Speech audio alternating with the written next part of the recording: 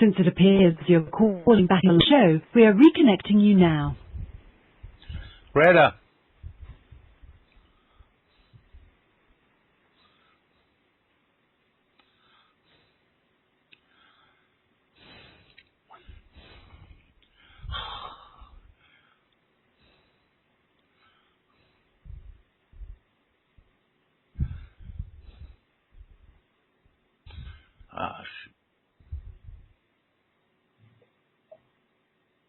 Okay.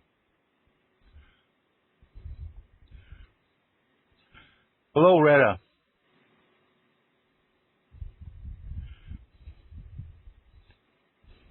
Oh, hello.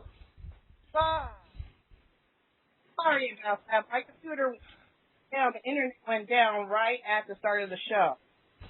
Well, thank you guys for coming to Astral Traveler with Retta. Tonight we have a special guest, Andrew Gough. He's the director of the Institute of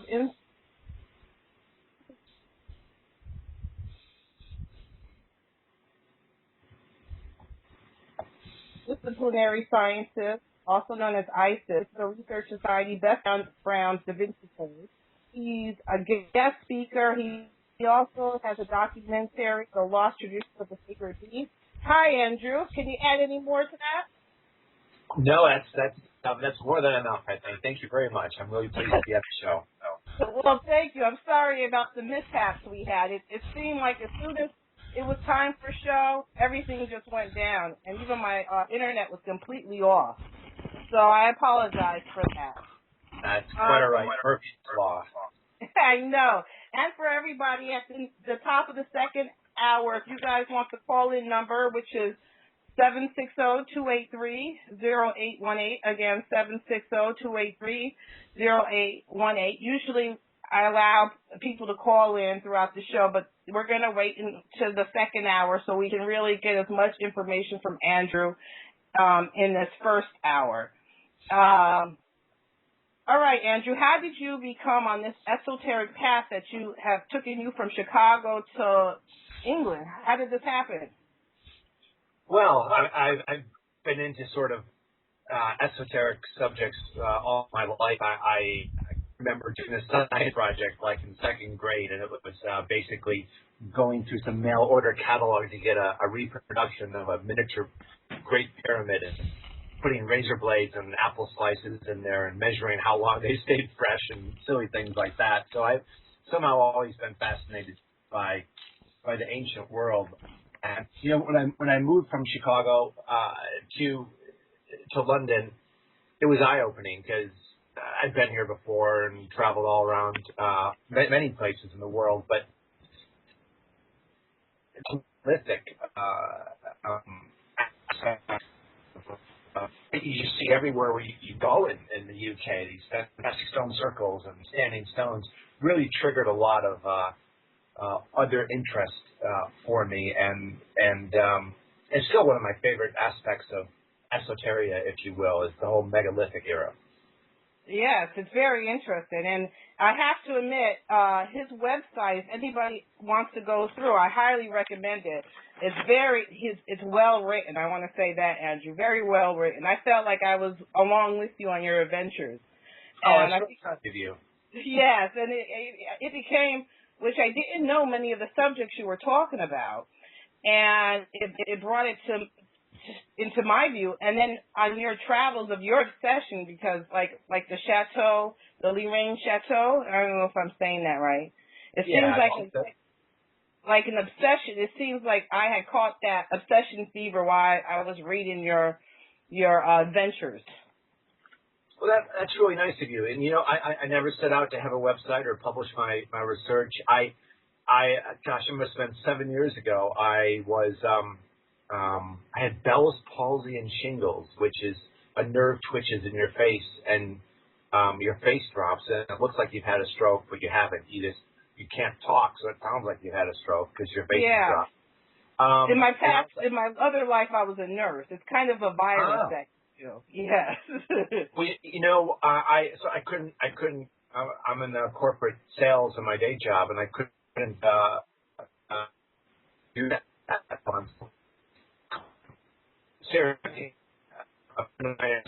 ghostwrite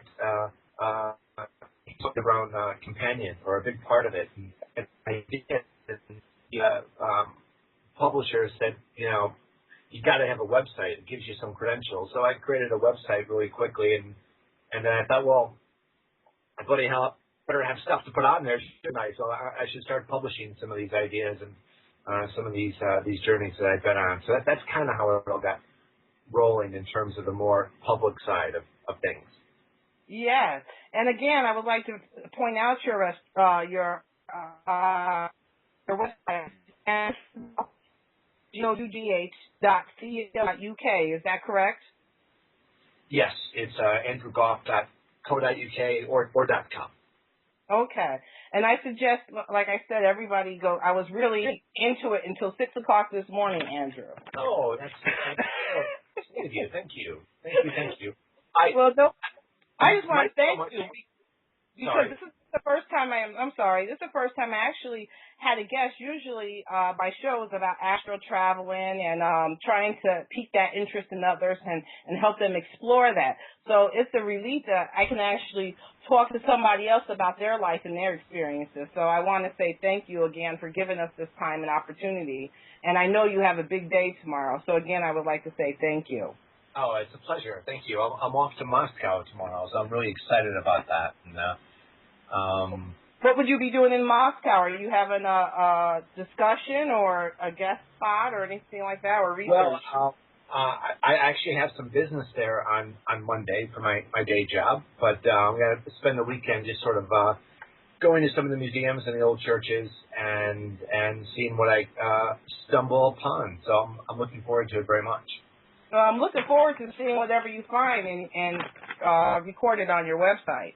Well, I'm starting to publish more on my website. I was editor-in-chief of Mindscape magazine, and now I've started really my own. I sort of inherited Mindscape. It's a great magazine, and now launching a new one called The Heretic. It's coming out this summer, and we've got some really great people lined up for it. Robert Duvall is going to have a political column in it. Wow. Robert Eisenman and Daniel Pinchback and it's Robert Feather and all kinds of people are going to be writing for it, and it's basically, as its name implies, all about honoring those people who told the truth, regardless of what would happen to them. And that's excellent, because that's another a point that I say with the astral traveling and these whistleblowers and stuff is once you go on to the astral planes and you kind of master that, they don't really find you in danger. They would rather have you on this side, as I always say, than have you on that side where you have unlimited time to bother them on the astral plane. So it's funny that a coincidence that you were just talking about how you're going to honor past whistleblowers or past people who were telling the truth. Yeah, it's funny. I presented at a lot of conferences, and I just presented at one where a chap gave an amazing presentation about the Great Pyramid, and I went up to him afterwards and I said, "Wow, that was incredible. Would you write for my magazine?" He said, "Yes." So I sent him the details, and he came back with this great article, and he said, "Here's the article I will give you if you change the name of that magazine. How dare you call it The Heretic? All those people who burned and died for their beliefs, how dare you?" And I'm like, God, you're looking at it backwards, I think, really. This is in honor of people who told the truth and may have had bad things happen to them. Your Brunos, your Akhenatons. So at least it's starting to elicit a reaction in people. So I'm pleased with that.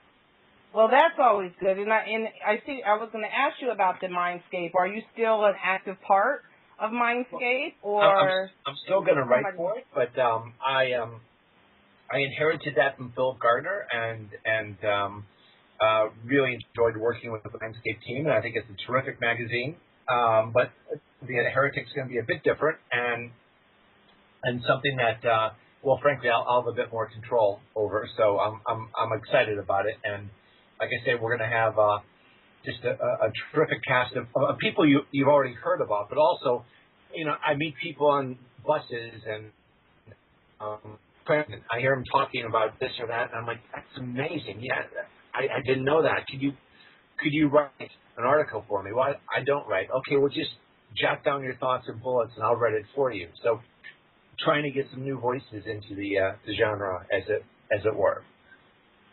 Well, that sounds exciting. So really keep us up to date. So we should see that in the summertime? Yes, that should be sort of middle end of July, and we'll definitely let you know when that is out. Okay. And I'm going to get into some of these things. There's so many. You have such a vast knowledge in a little bit of this and a little bit of that and a lot of this and a lot of that. So, sorry, you're very kind. So your page is called the Arcadia. What does that mean for you? Why did you put that in big, bold letters on the front of the page? Well, it originally my website started out being very Rennes-le-Chateau-centric, and the Shepherds of Arcadia is a very famous Nicolas Poussin painting that appears to hold many secrets. Kings had it in their possession, and the person who painted it, Poussin, was in dialogue with a person in government whose letters reveal that painting holds secrets that only kings would, any king would long to have, and nobody will probably ever decipher for the rest of time, kind of thing. So originally, the Shepherds of Arcadia was my inspiration, but really the whole notion of Arcadia, this epic kind of utopia in history, the golden age, when all was right with the world, whether that be sort of Atlantis or Arcadia, which is a place in the Peloponnese in Greece, or other epochs of peace and tranquility, the Age of Arthur, that sort of thing. Those are all at least archetypes of when everything was right with the world, and creativity and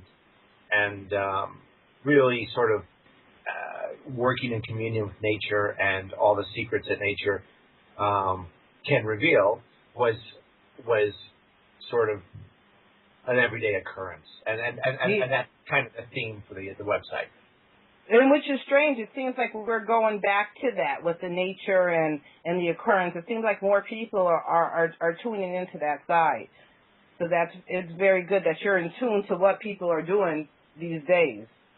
It seems like more people are awakening, getting back to nature and the old ways, and not, so much as like this computer age where our relationships are text and call. It's good that now people are starting to get back into nature. Yeah, I mean, you wonder what would happen if the internet and Skype and Facebook went away. I mean, people, I think, would really be struggling, and other people would love to see those things go away, and just get back to the basics, really. I think it was Gandhi that said, life's not all about just getting in a state of ever being more busy. He said it more articulate than that, but basically, slow things down a little bit. Well, let's get into a story that I found fascinating, which it's funny when you write your stories, all these strange things happen to you, and you seem to be like, oh, that was just, but when the readers read it perks our interest, like, that's not normal. So, that's a special occurrence. So would you tell us the story about you and I guess the Akhenaten tomb that you went and visited?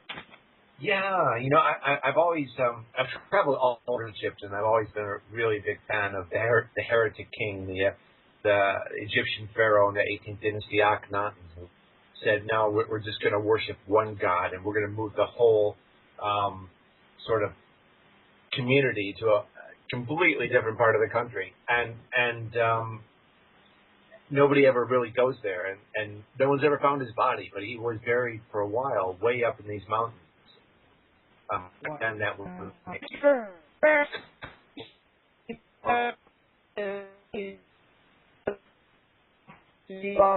so like, gosh, forgive me, that broke up a bit just then. oh, I'm sorry. A storm is just coming here, and I'm in New York, and it seems like as soon as we went online, this big thunderstorm came. But as you were talking about Akhenaten and how, nobody's really found his body and nobody has really been there. People really don't go there too often and so far. And it's strange because so many esoteric, like Freemasonry societies really delve into Akhenaten and hold him on the... Yeah, I mean, and very understandably so. He's really the first that shows himself and his lover and his family in a very personal, ordinary, day by day kind of way, and it's very endearing. And the whole monotheism is very, very interesting. Causing some people to speculate and write extensively about the fact that Akhenaten was Moses, and I don't necessarily believe that, but I can see where people would be inspired by that. And there's a tomb in the Valley of Kings called Tomb 55, and people think it could be his, it could be his mother's. But what's interesting is no one knows where he is, and so where he was near his residence in Amarna, only up in the mountains in Middle Egypt. So I went there, always wanted to go there, and went with a group that included a very senior Rosicrucian, and she suggested to me in confidence that for a certain status of Rosicrucians, going to this tomb is part of their sort of Mecca. like how the Muslims go to, so it's like they have to go in part of it. A lot of religions do. Yeah, and it's a very obscure place to go to, probably even more difficult than Mecca. And so we went, and I noticed that as I let the rest of the tour, 15 people or so, go into the tomb, which is 100 yards long kind of thing. She walked in and walked back out within 15 seconds. Wow. And I couldn't figure out why. So I just walked past her and walked in myself. And I kind of went into the antechambers where nobody else was, because I wanted to just absorb the atmosphere and photograph it without people around. And I lost all track of time, and I just heard this big clang, and then the lights went out. So I'd been locked in the tomb. And when you watch these classic B movies, these horror films like pick one, Evil Dead, when the evil entity is like coming through the forest going and then it's there. And that's what I felt. I felt this, for lack of a better term, entity that just come into my chest and knocked me over, and I sensed it coming. And the next tour is in like 6 days or something, so you're thinking, oh. You don't want to be stuck in there for 6 days. What do I do? And crawling around, you can't find the right direction to go, because there's so many different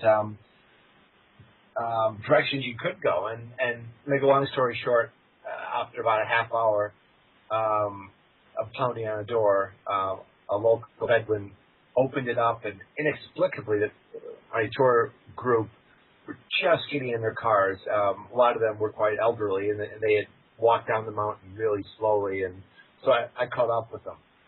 So how long do you think you lost track of time for? Well, it seemed much longer than the half hour it appears to have been.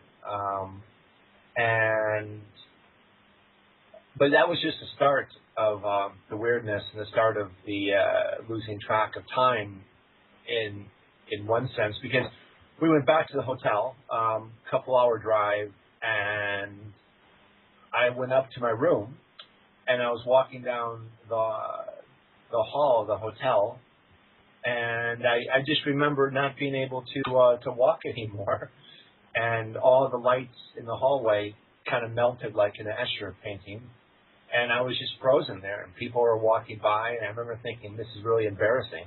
I don't know why I can't progress down the hall to my room.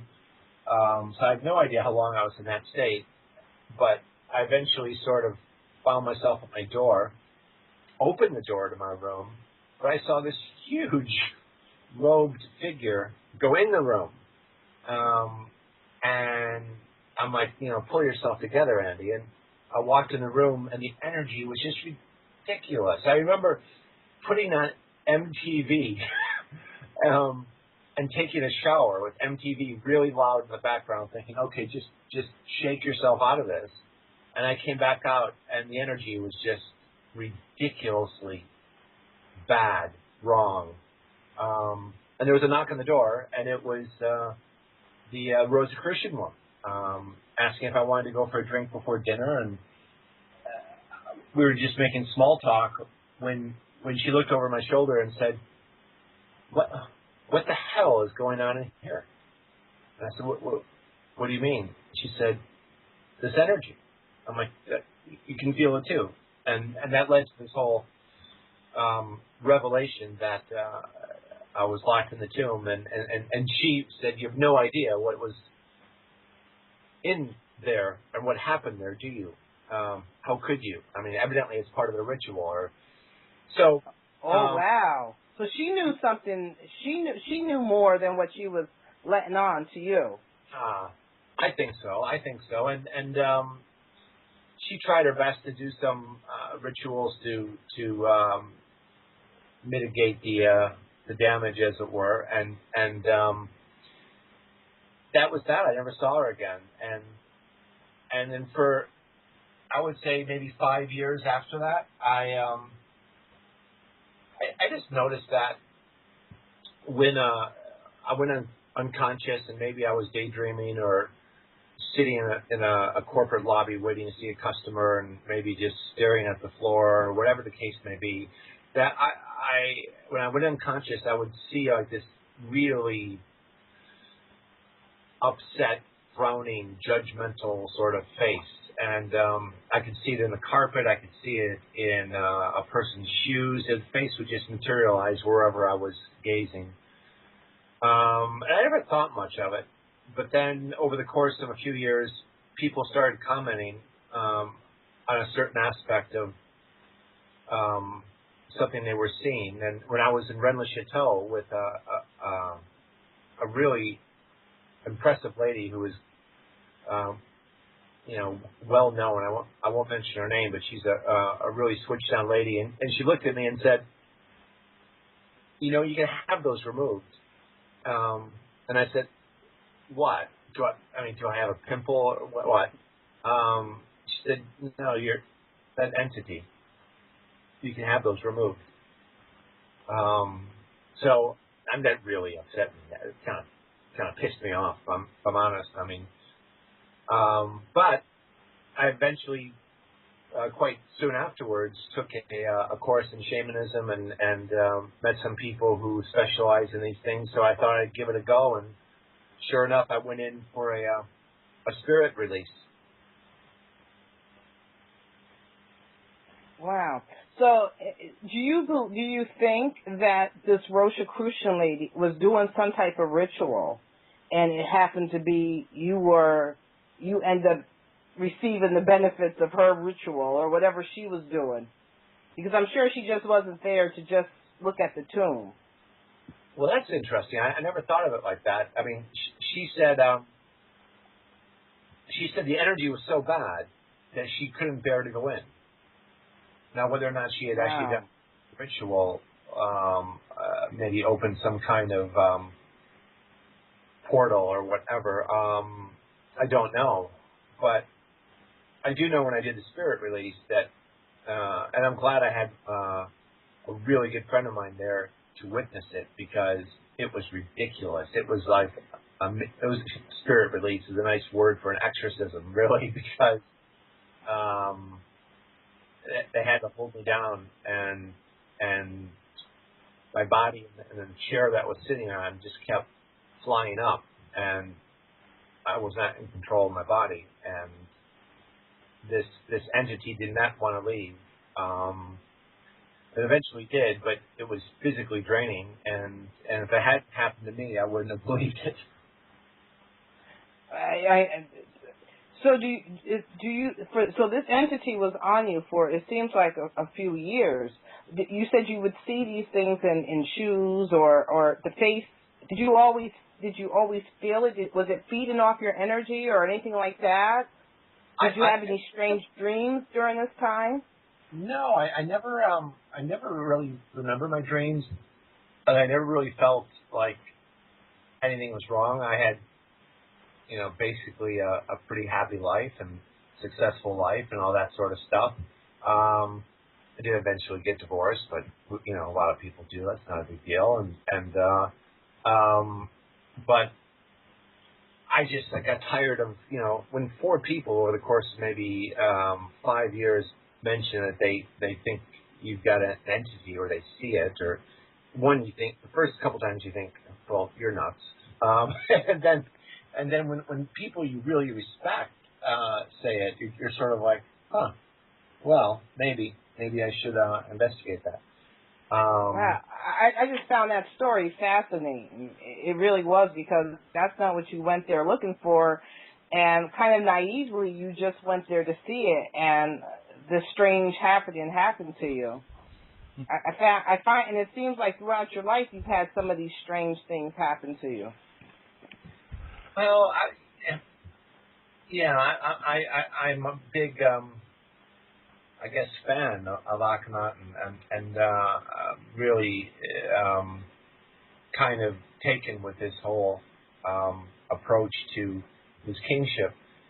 And there's a lot I think we still don't know about really why he chose and where he chose his kingdom to be.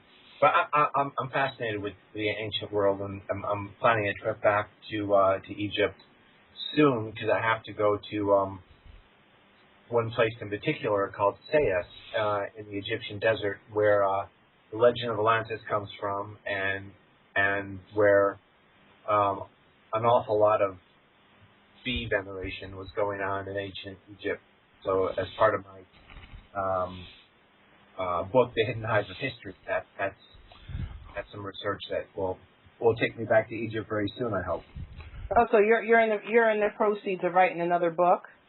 Well, The Hidden Hive of History is a work in progress, and I've written some other books. I've ghostwritten some books. This one is really going to be my pride and joy. It's many years of research, and I present it all the time, and it helps me tell the story. It helps me learn more, because people tell me and give me incredible pieces of insight into this lost tradition, this forgotten God of the ancients that goes back 100 million years at least, and has kind of been lost in time in recent periods because of the way it was portrayed, very stylized. This bee goddess became, for reasons that have to do with the fact that the ancients knew the bee could dance, its waggle dance, and so the way they depicted it wasn't always bee-like, but it was definitely inspired by the bee. And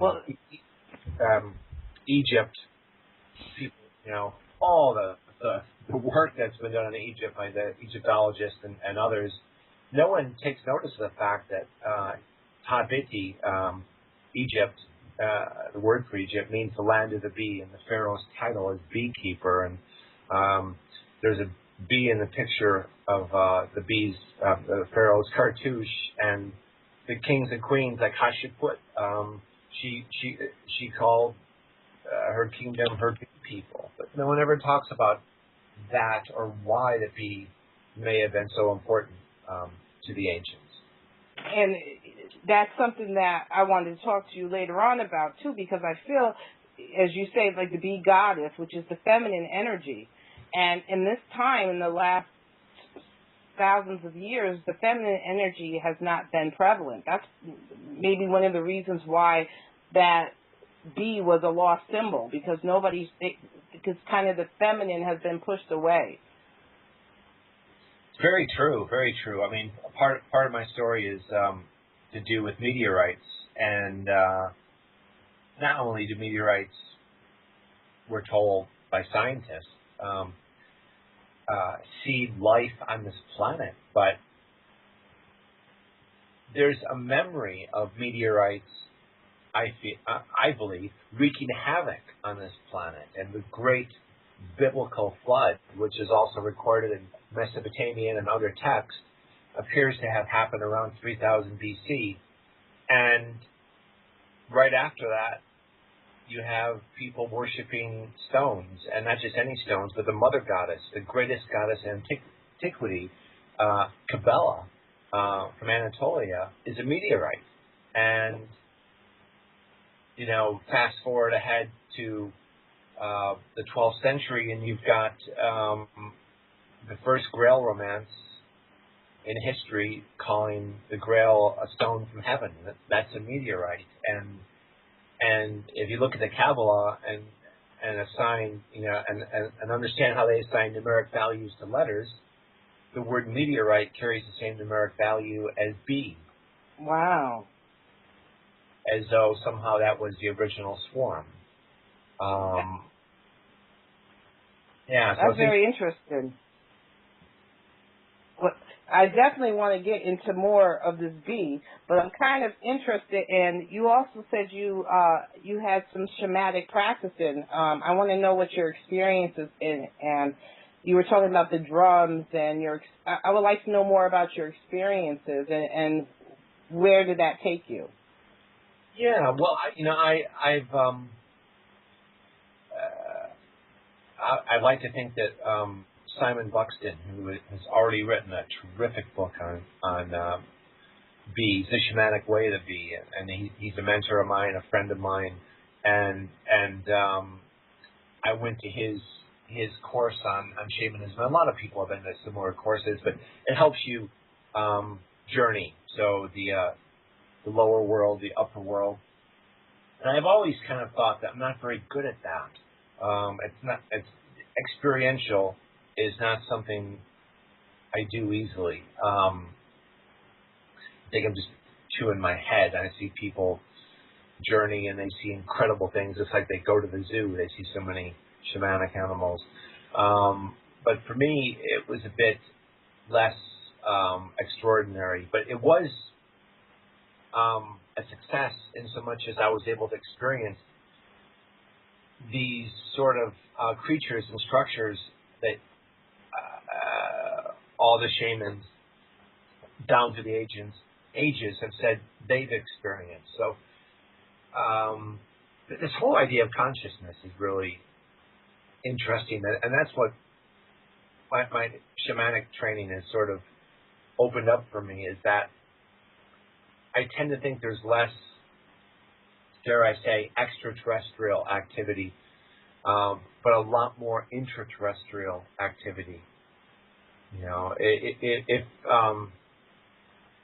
you're, gosh, I don't know the radio stations in New York, but if you're in London and you're listening to BBC 2 on the radio, that means you're not listening to BBC 4 because that's on a different frequency. And so do we have multiple frequencies going on at the same time that we're tapping into? And are some of those frequencies us in the future and us in the past?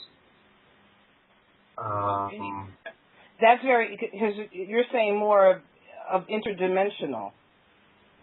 Well, yeah, I oftentimes talk about, I did a documentary that's still in post-production, but includes a who's who of all the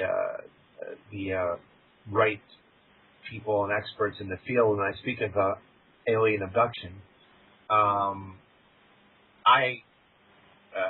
I've seen a gray, and I can remember. Okay, hold on. You've seen a gray. Okay, we're going to get into this. So, you've seen a gray. Where did you see this gray, and what did it look like?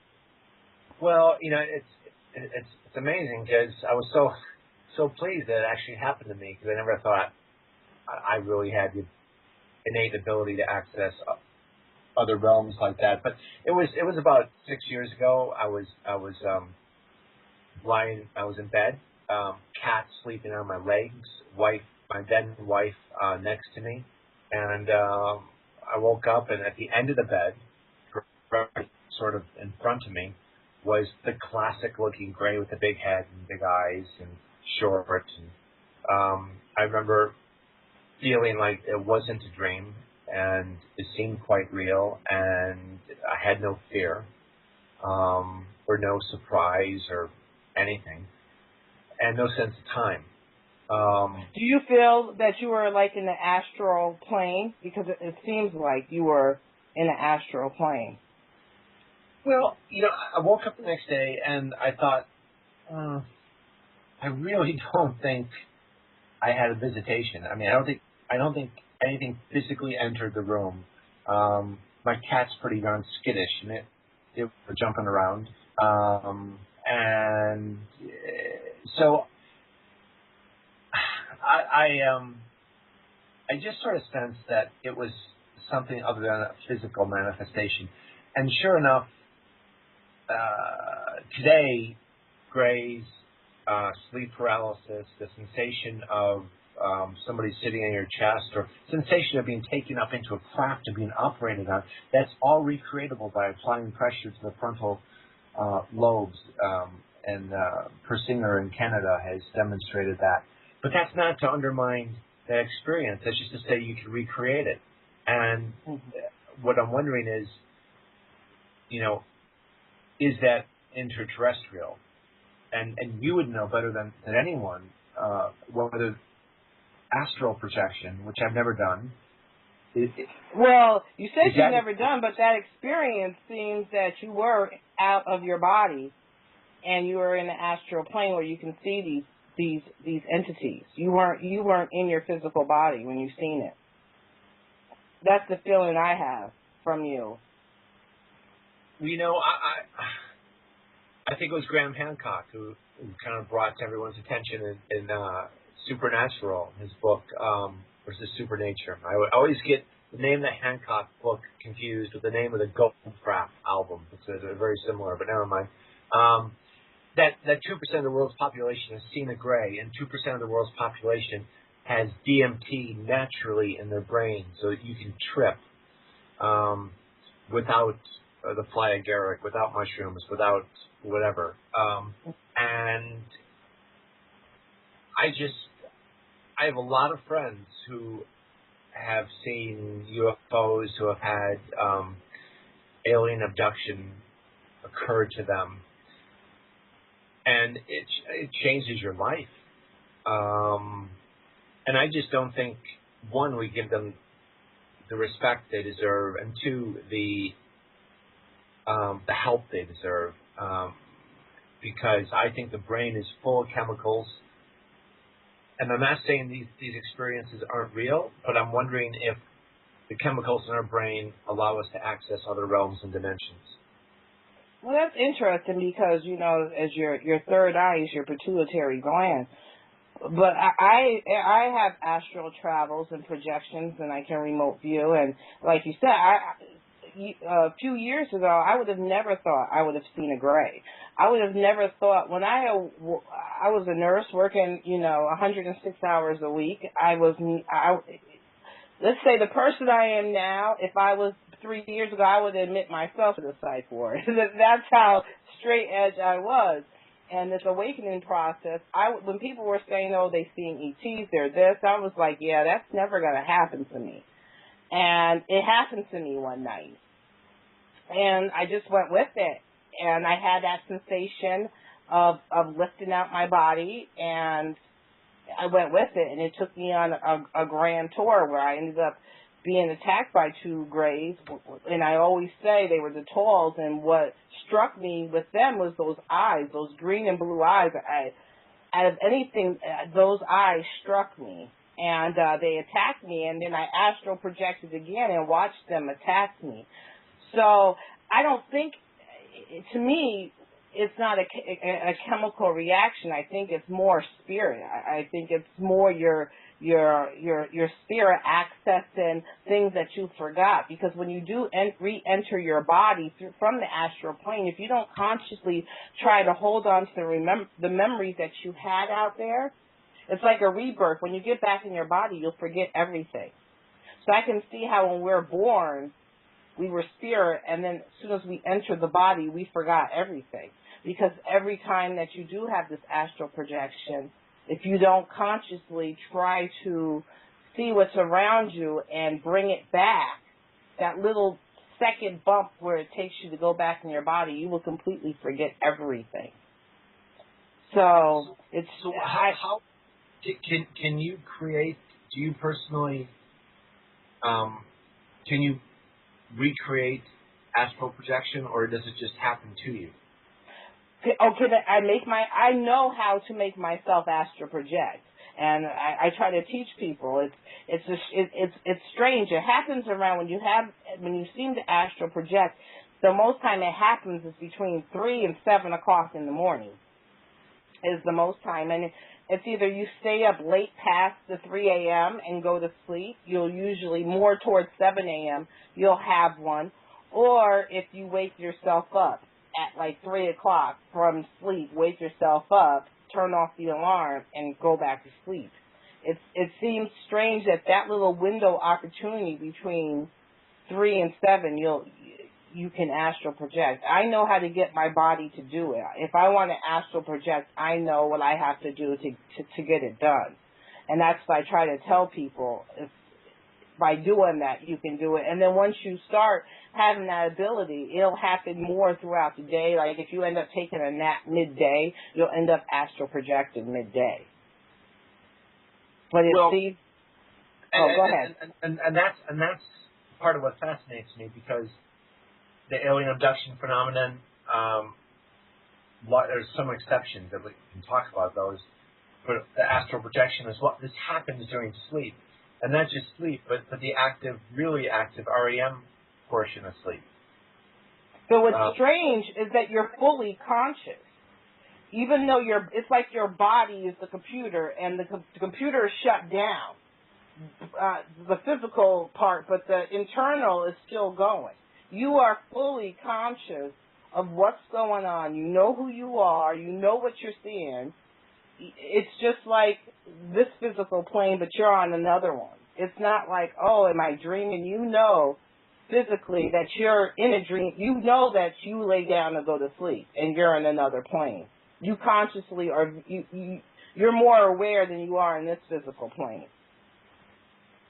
So, I mean, the whole notion of sleep paralysis, which you see depicted in art hundreds of years old, where there's a demon sitting on the chest of a woman lying in bed, the sensation that someone's sitting on your bed, someone's across the room watching you, this innate sense of fear, is basically you've woken up while you're still dreaming.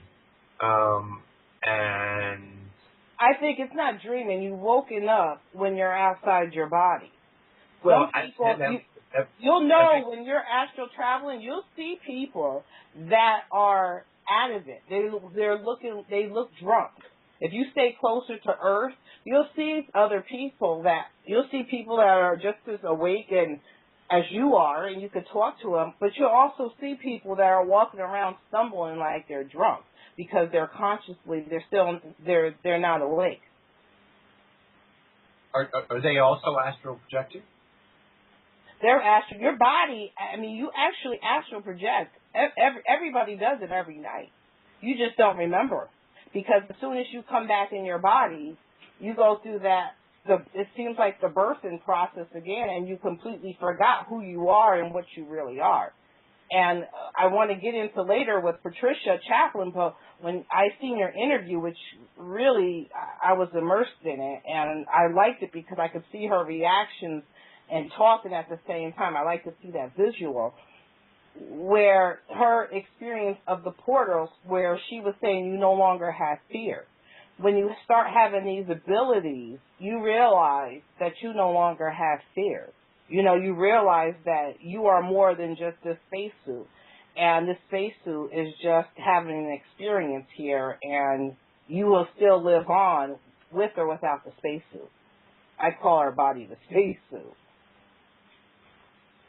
Yeah, I think that's really interesting. So all this astral projection, sleep paralysis, alien abduction, it all occurs while you sleep, and so is the brain the portal, and is it accessing these other dimensions or realms that are suppressed to us during our waking hours, and not just our waking hours, but only accessible to us during what appears to be, as you very rightfully say it, certain hours of the morning when REM is more active than other times. Mm-hmm. But also, if you notice at those times, if they have legends of the witching hours and this and that those times between 3 and 7, the veils are really close between the dimensions. So I think it's easier. And when people are saying that they feel somebody on their chest, or they are waking up midstream, either coming out their body or going in, and I always suggest, I ask them, how are you laying when this happens? And they usually tell me they're laying flat with their back. That astral projection on your back, you will have that feeling because you're out of control. It feels like you're free falling. But if you turn instead of laying on your back and you do it on your side or your stomach, you won't have that paralysis of that scared feeling. So I bet you if you've ever talked to anybody who has that, ask them how they were laying. And most times they say they were laying on their back, flat on their back when this happens. But you do, if you stay closer to it, it's strange where these goblins and stuff come in, because when you're closer to Earth in this dimension, this third dimension or fourth dimension, you will see more of these goblin-looking creatures. And some of them are a little, let's say, devious, where I remember for a whole week, one was choking me every time I tried to come out my body. He was choking me, and you could see the hands and everything, and it was physical. And I had to realize that plane, for me, was no longer physical. I had to mentally fight him instead of physically fight him. And them on their planes, those ETs and these creatures, they're not as a spirit, so they're going to attack you physically instead of mentally. I don't know if that made sense. I kind of went, sometimes I go off on a ramble. But I really feel that your experience with that, when you said that you were in bed and you seen that entity at the end of your bed, I feel that you were outside your body and you did have the astral projection. And it's funny because on the astral plane, your room might look the same. There might be a little bit of difference, but if you had that happen to you in bed, that was, I believe you were going into their dimension. Yeah, I think that's a good way of putting it. And it's strange because, like, when people are doing these rituals and stuff like that, they are trying to bring these entities or this energy from those dimensions into this dimension.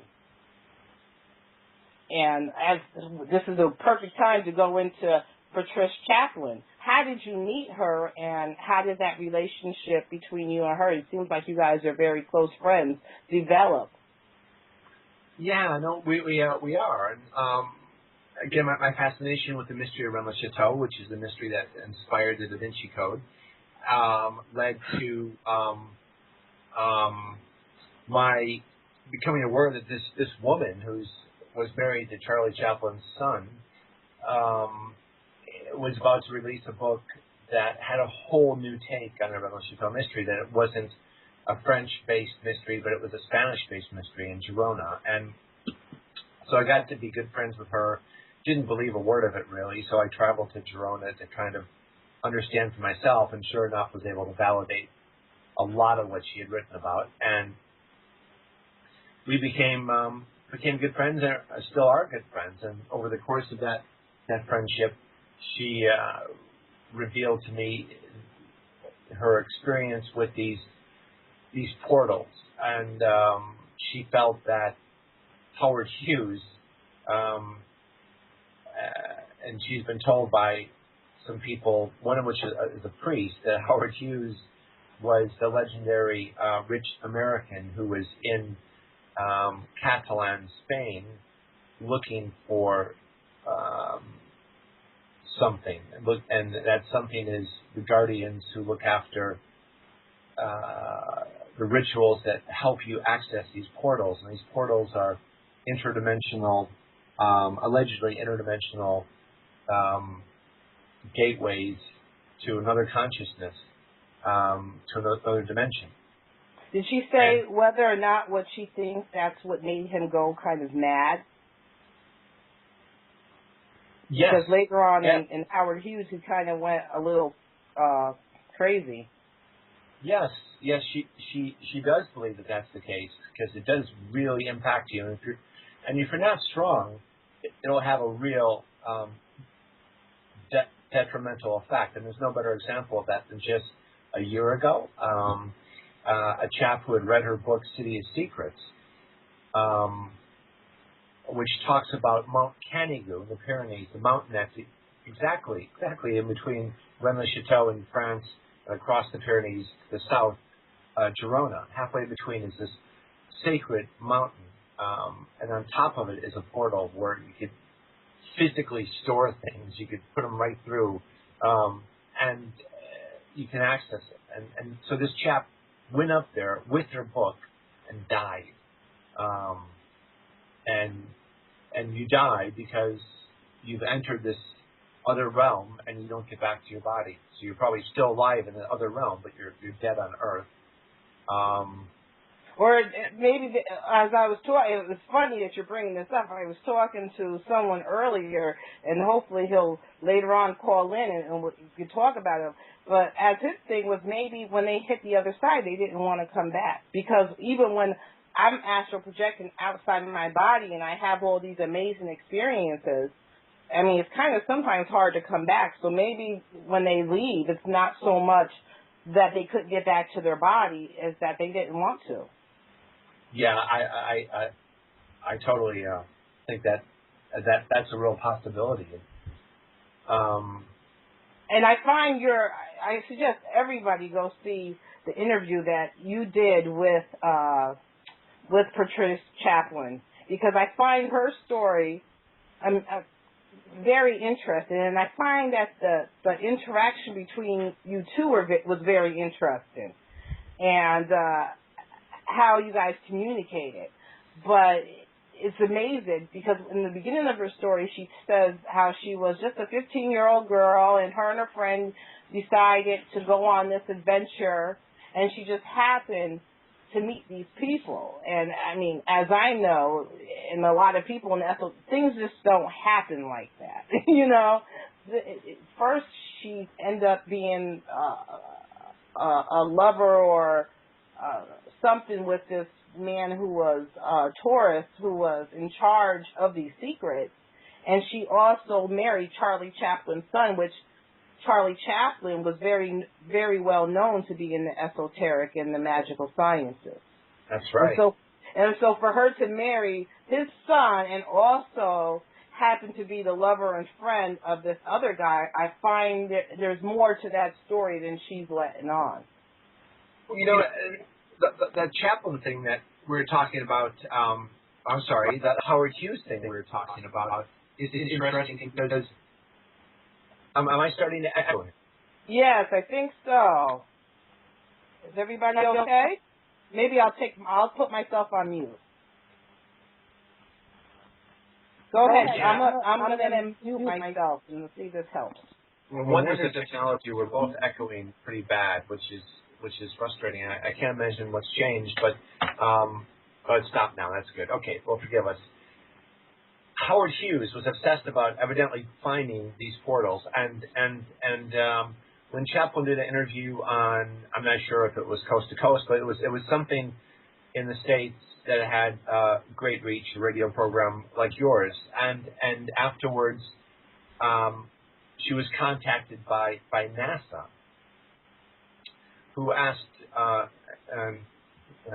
/ interrogated her about what she knew about portals, because in the 1950s somebody found the ability to create artificial ones, and certain entities were let in that were not desirable, and so NASA has closed up most of them, but not all of them.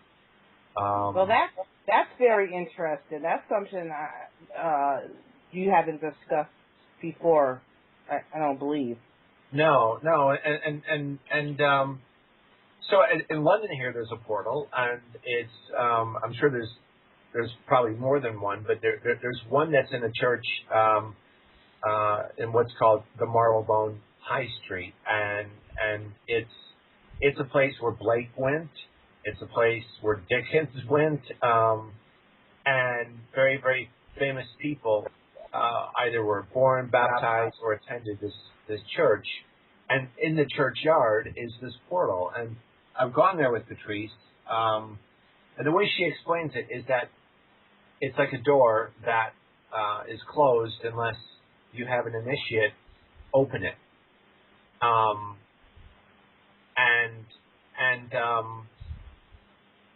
She won't she won't open it for me, and you've tried. You tried to get her to open it for you. Yeah, and for a while it was a source of contention. I'm like, open the damn portal, set it up for me. I want to do it, but she wouldn't do it because it's too dangerous.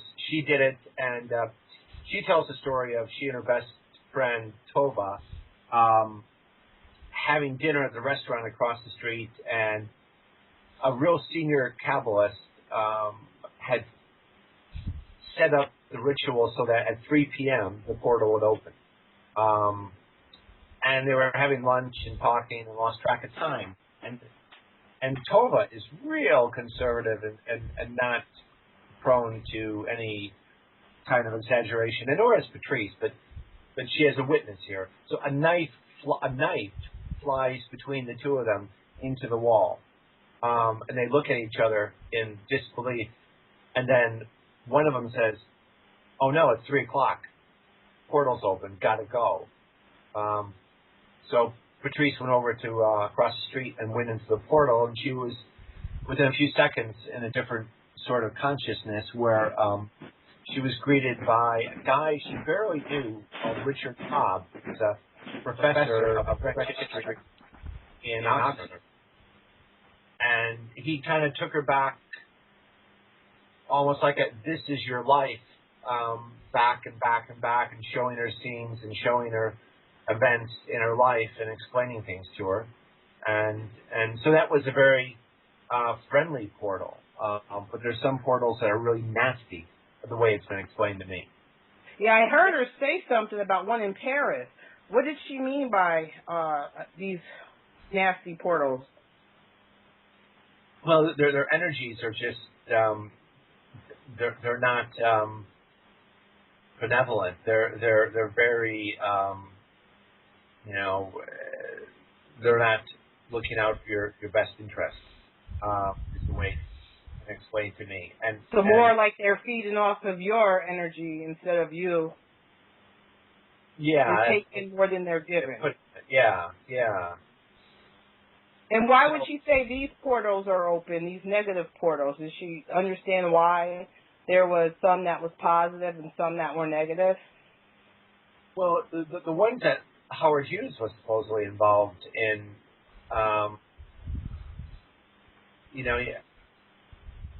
he obviously had a lot of money, and that probably opened a lot of doors for him to gain access to what's referred to, I guess, as this technology. So it's interesting that people like NASA are conscious of this. I will put a plug in for Patrice's new book, which coincidentally is on my magazine's book label, so the Heretic ebooks. It's called Mr. Lazarus, and it can be purchased at www.mrlazarus.com. And it's very much along these lines of portals and the mysteries of F sharp, mysteries of music, Salvador Dali. It's a fascinating book that carries on where the portal, the last book, left off. That's definitely a good plug that you put in there, because myself, I'm very interested in reading this book. Before, I've never heard of Patricia Chaplin, so I want to thank you for bringing her, to me and some of my listeners, because I've never heard of this story. And it's kind of, like I said, she begins her story in that interview as, a fancy-free bohemian girl. It just happened, and there's just too many, and also she's kind of a psychic too.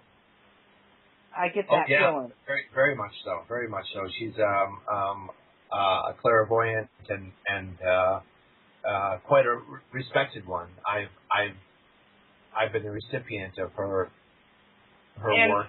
This is a good time to get into, and listeners, you can, we're in the second hour, so if you want to call in, you can.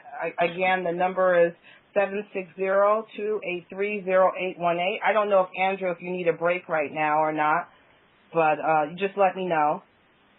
But this is because I feel going to your website as this obsession, and like I said, I too became obsessed. I never heard of this Chateau, Rennes-le-Chateau. Am I saying that right? Rennes-le-Chateau, yes, that's right. Retta? Yes, babe. There's nothing on the blog talk. It seems to have gone AWOL, but Jay's still recording this. Oh, Blog Talk went AWOL? I had it up for 2 hours today. It's just been strange. At the beginning of the show, we couldn't log in. It's been, for some reason, something doesn't want this interview to happen, but we're marching on with it. Good. So I guess it will be just us. So if Sonic or anybody that's on this channel, if you have any questions, but this I think is a good time, because I too became obsessed. And I've never heard of this story before, but through your reading, I'm very interested in it now, and I'm very interested in this dynamic between Patricia, Mr. Torres, and it's just so strange and bizarre, and even the happenings that happened to you on your quest. Strange things happen to you, which you kind of merely write off, and I'm like, nothing just comes by chance. Things are done on purpose. Like about you getting rammed off the road, and the strange feeling you had when you went to the house of Mr. Torres when she told you not to, and stuff like that. Yeah, If you would get into the story a little bit, because I'm not like others, didn't know too much of the history. So if you want to take this time and go into this, that would be good. Yeah. I mean, you have been busy, and I'm getting text here actually from people who say the audio is not working. You know what happened? It's now getting what we can do. I guess for some reason the radio show, we're still recording, but the radio show cut it off, which is strange. This has never happened on one of my shows. I just want to let you know. It's been strange from the beginning. What's happened is that the blog talk has there's no audio coming out of it, so nobody can hear this. Yeah, but Jay is still been recording it. So what we'll do is we can once you're finished, Jay can just upload it as a podcast, so it'll still be there. And I can send it and put it on your Facebook page and put it on mine. So I'm sorry that people, I don't know what happened to Blog Talk. Everything was arranged for the show, and it's funny how they just cut us off. And also, it's strange from the beginning. I want to apologize, but as I say, things just don't happen by chance. No, that's quite all right. The Rennes-le-Chateau thing is a lot of people have had very interesting experiences, and have felt all sorts of energies there. It's a little village south of Carcassonne where a priest in 1891 was renovating his really dilapidated church, and he evidently found something, some scrolls or some treasure, whatever it was. It led him to Paris because he needed some help in deciphering it, because he found some old texts or lineages, whatever it was. Nobody knows that, and that's part of the mystery. And he comes back to the village after going to Paris to get assistance with whatever it was he found, and then he proceeds to sort of renovate his church in a really esoteric, and the whole village in a really esoteric way, and he's very, very wealthy at this point, and no one knows why. And so the Priory of Sion enters into it, and did he find the tomb of Mary Magdalene or Jesus Christ? All these things are purported to be there, and there's so many different aspects of what he appears to possibly have found. But what I find frustrating about the story is that there's some real historical evidence that he did find something that was heretical. And yet there's so much fraud and misdirection and deceit. But I think that's on purpose. That's probably on purpose, to try to conceal what's really there. Some of it's definitely on purpose. But for the past 10 years, and I'm bringing this up because I'm pleased to have exposed it, and that is a chap who was purporting to have found the body of Mary Magdalene in a tomb in the south of France, the burial artifacts from the marriage of she and Jesus Christ. And the whole thing just screamed bullshit from the start. But films have made about it, tours are given about it, books have been written about it. And in the past 60 days, I've exposed it and forced a written confession, because not only had he faked the tomb of Mary Magdalene in Rennes-le-Château, but they were about to fake the Ark of the Covenant. And I received through a informant who referred to himself as the Mole, that they were creating this Ark of the Covenant. The Ark of the Covenant could very well be there, and that's the killer, because way back when, Jerusalem is sacked by the Romans, who bring all the treasures to the treasure of Solomon, except for the Ark of the Covenant, which is missing from the historical record of his time. They bring it to Rome, and they parade the menorah around to Rome. And then in 410 AD, the German tribe, the Visigoths, sack Rome and take all of Solomon's treasures to the area around Rennes-le-Château. So it's very possible that things like the Grail, chalices, emerald tables, menorahs, maybe the Ark of the Covenant could historically have some validity to be there. And so this guy has tried to solicit funding for people who would want to buy the Ark of the Covenant. And if you find the Ark of the Covenant, you can build the third temple in Jerusalem, and politically that's gargantuan. And so anyway, long-winded explanation to say I'm quite pleased that I've exposed this. He's actually was invited on to Renee Barrett's show to talk to elaborate on his confession. But for a lot of people, I mean, the sacred feminine is Mary Magdalene. I don't necessarily agree with that, but for a lot of people, that's what she is, the main attraction for the sacred feminine. And to have faked her discovery, that's really quite appalling. Well, because the Holy Grail is supposed to be the cup of her menses or something like that. Am I correct?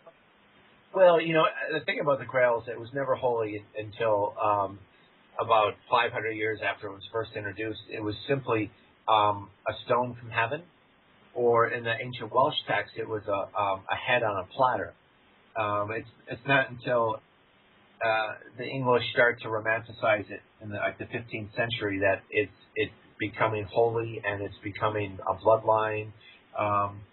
So I think the whole bit about the bloodline, I think, is really kind of, if I dare say, annoying, because it's a who cares, I think. The only reason why you would care about a bloodline and you would, only have intercourse with members of your family to preserve that bloodline is if there's something inherent in the bloodline that gives you special abilities and qualities, that were... Well, that's what's said, not to cut you off, but that's what's said about a lot of these elite. These elite are interbred amongst each other, and it's the way the royals and stuff keep their bloodline going, where they're supposed to be the bloodline of these creatures that are from the other dimension, or extraterrestrials, as some people claim. So the bloodline to them is very important. And these elite, and that goes back to Patricia. I like to Patricia as her story as a fancy-free 15-year-old that just happened amongst these two men and these two different, families. And like she was telling you, she was like, if they don't call themselves secret, they call themselves private. You don't ask to belong, they find you. So, and it comes to see that she's kind of a member of this society that deals with the Grail. Yeah. Is my perception right, or am I off a little? Well, no, she's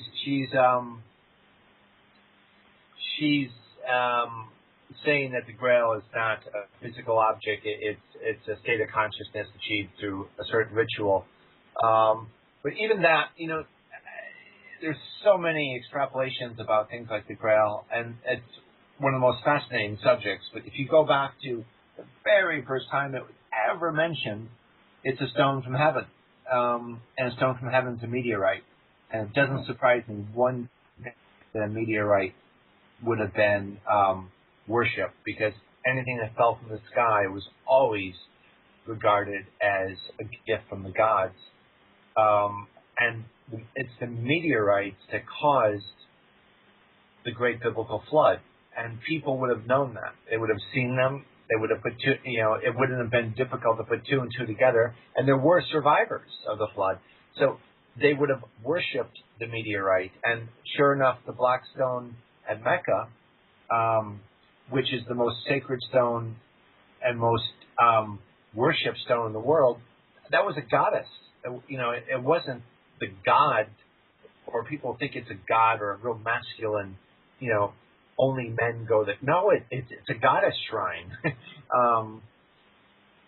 So why do they why is so many people in search of this so-called Holy Grail, and why is such the emphasis on finding it and people wanting, like she said, that their society is, their private membership is keeping it hidden because it could get in the wrong hands. So what does that mean? The wrong hands by doing what? Well, I think they're talking about these portals, and I really do. Because she said they do rituals, which, and that's another thing. Why would they do a ritual to have this energy to come into this? So if you want to explain all that. Well, I'll try. I'm not sure I can, because it's all private, of course, and it hasn't been made privy to me. But accessing these portals gives you insight, and insight gives you advantage. And so, if you're worthy, then that's something that you're allowed to do if you're in this private society. But I just think the notion of the Grail, like Arcadia, has been applied to things that represent great knowledge, a great quest, a great advantage. I think it's been used and genericized. And for me, I always like to peel it back to when the first time it was ever discussed, and what was the context. And then, it's just like Arthur. People talk about King Arthur. I did actually on King Arthur last summer, and argued that he never existed. He was an archetype. The Great Bear meaning Arthur, is in the sky. He fought 12 battles, just like there's 12 constellations, and he has 12 knights of the Round Table, and the brightest star in the constellation is virtually spelt Arthur. So people didn't have any TV. They had the night sky, and they imagined things going on in the night sky. So I think a lot of... Does that relate to what Santos Bonacci is saying regarding the Bible? He's saying that quite a lot of, it's all allegory. So the three wise men are the three stars in Orion, say. And so the idea of the great Arthur and the Grail being in the sky.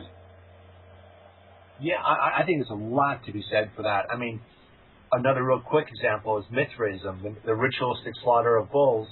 Well, you look up when that started, what was in the sky? The ancients drew images of a hunter killing a bull and killing the bull in the thigh. And the bull, by the way, had distinctive marks on its forehead, just like the Apis bull that was worshipped on the ground was. So people started revering what they saw in the sky, the slaughter of a bull, by slaughtering bulls on the ground, as above, so below. And that practice very sadly still continues today with the bull rings in Spain, because the slaughter of the bulls there, those bull rings, many of them are built over old Mithras temples. So and that there's a whole school of thought of, ever so respectfully, that Jesus Christ didn't exist. He was, Paul, who is contemporary, never ever spoke of a historical Jesus. He's talking about sort of an archetype, a legend, and it's interesting just to sit back and wonder of what was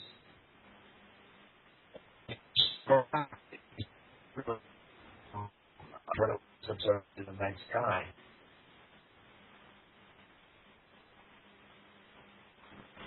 There, we broke up a little bit.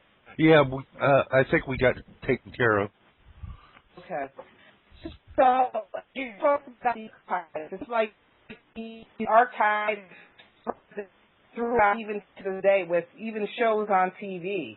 It seems like they all follow the archetype of Iris and Isis. It's like everything is just an archetype. Are you still there, Andrew? Yeah, forgive me for example of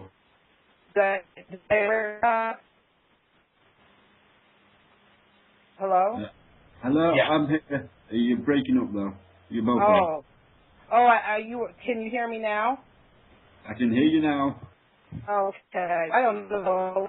It's just now. It's keeping me on my toes. As you were talking, I see that you were talking about a lot of these archetypes. And I see that even now, even in the programs that are on TV, like Star Wars and all this stuff, it's all archetypes. And it seems like it goes back to the beginning of Osiris and Ra and Isis. What do you think?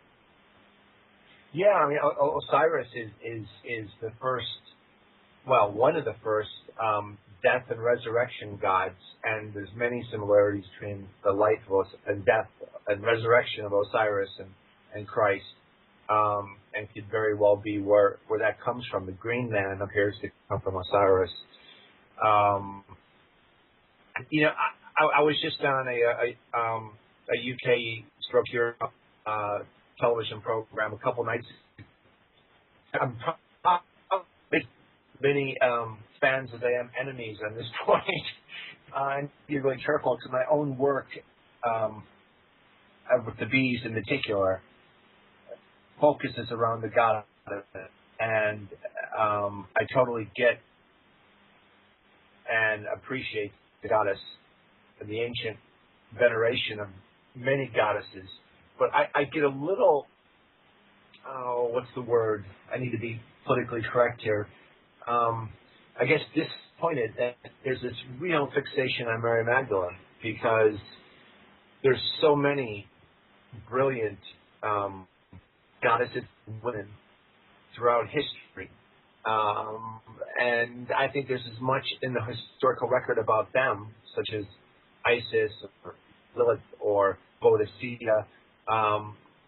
But not only does everyone focus on Mary Magdalene, but there is a real propensity for women to believe they are the reincarnation of Mary Magdalene, and not just the spirit of her and the admiration of her essence, but I am her.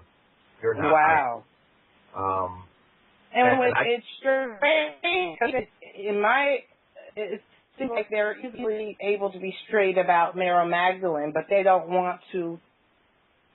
It's like how, Mary and Jesus and the baby, they're all an archetype too, Horus and Isis.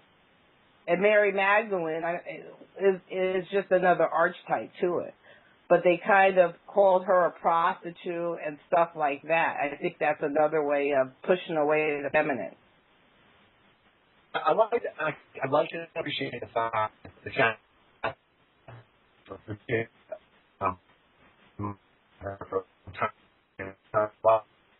said, oops.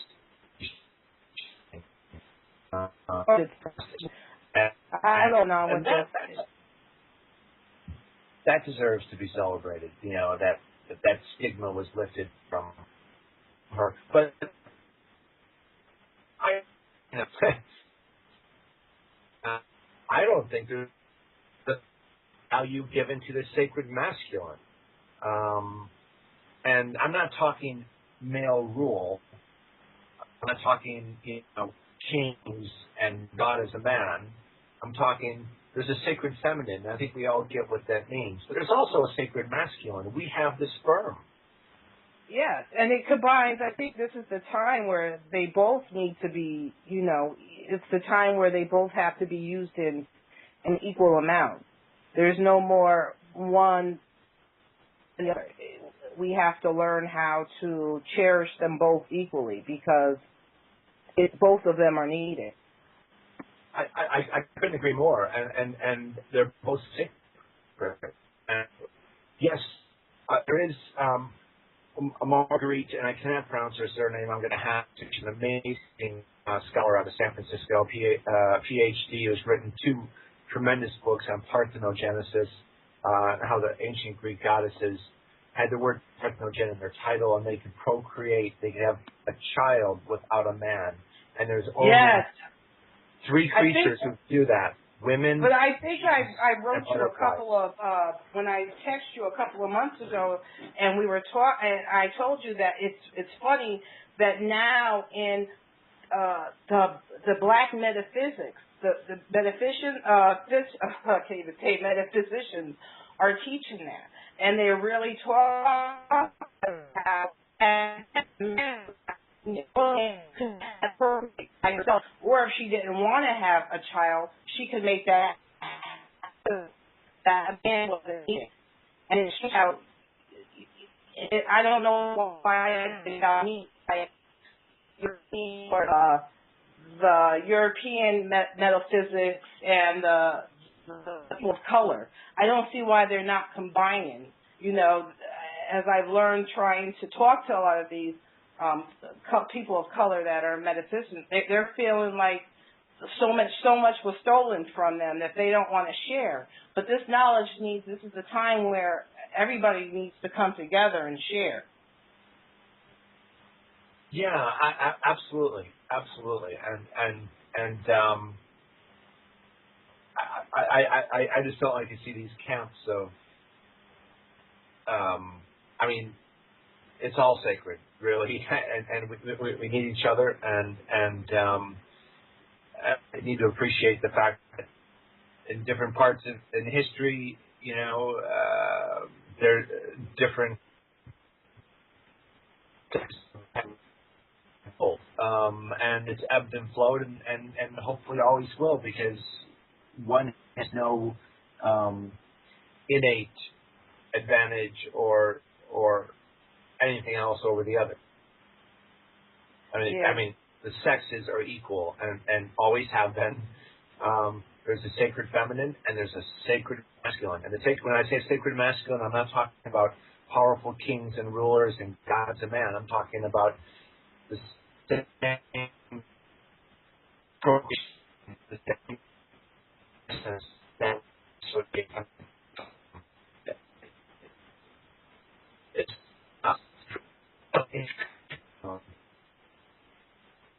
it seems to be we're breaking up. Can you guys hear me? Yeah, you sound okay. Oh, you were breaking up.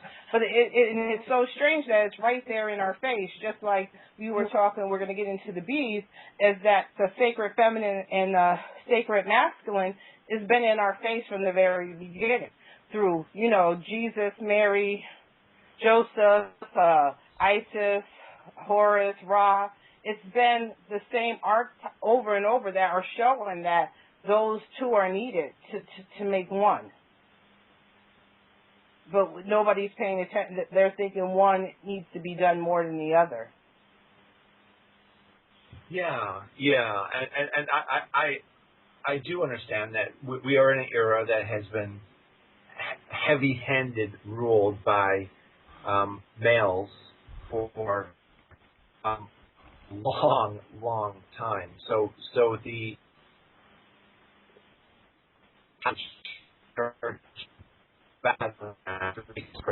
of famous women in history can understandably create a whole genre of feminism, and I support that and applaud that, and would like to see greater balance between. Yeah, I would love to see a woman president. And how exciting was it the last time when for me it was greater to have a black person as president than a woman, and it'd be great if we could have both. I think in time we will.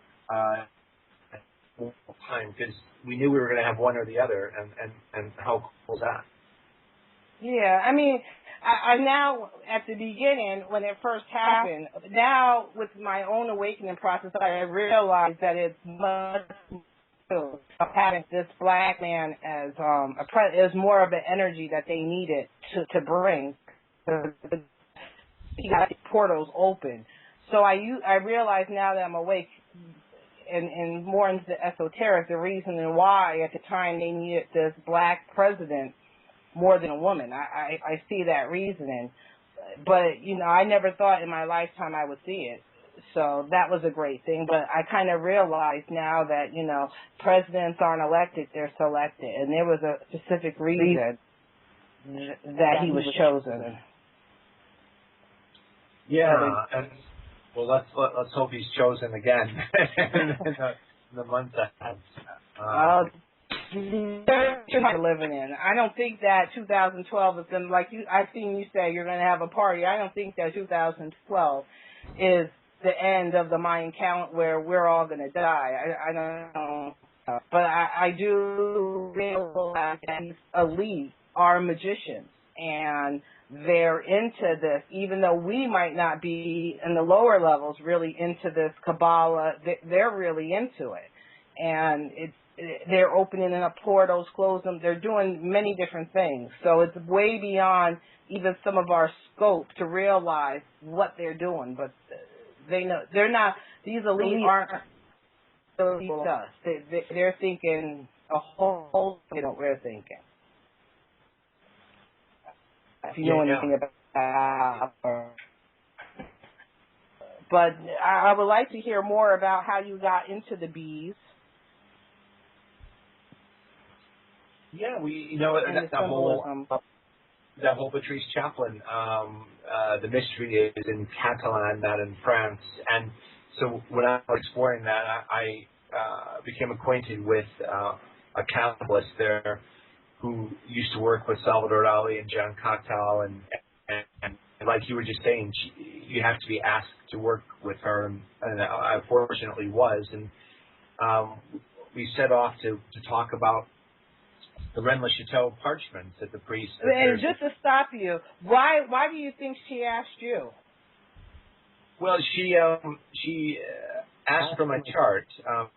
We hit it off personality-wise very well, and then she asked for my chart, and then after studying my chart, she said she'd like to work with me. Wow, that's interesting.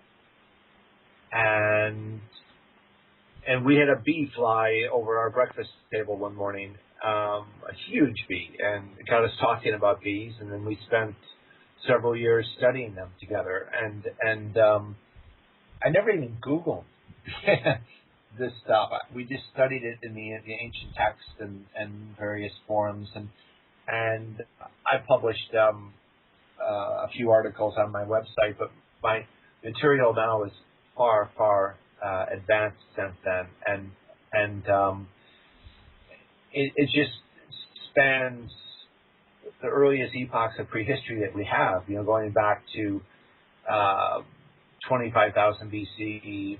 That's pretty deep into prehistory. We don't have a lot of things to go on, but the images show that honey hunting was really important, and that somehow the mother goddess morphs into the bee goddess, becomes the queen bee. The mother goddess is shown yellow or orange, and in ancient Turkey, there's a lot of signs that the bees being venerated. But once you get to Egypt, it's really, really clear. And we're talking about the Grail.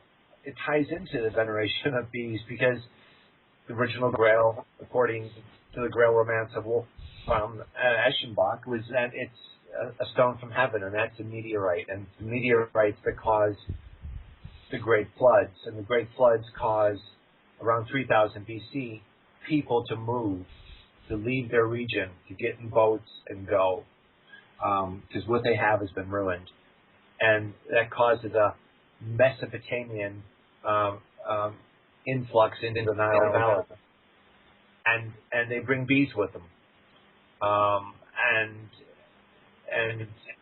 Egypt becomes the land of the bee. The pharaoh's title is beekeeper. There's a bee in the pharaoh's cartouche. Bees are used for honey, of course, for medicinal, ritualistic, commerce, mummification, and in the ancient world, it's understood that if you leverage the value of the bee and its byproducts, then you flourish. If you don't, you perish. Bees will pollinate for you. You can use their stinger for acupuncture, and they're role models for your society. That time, and in particular that region, and you go off your head, you trip, and that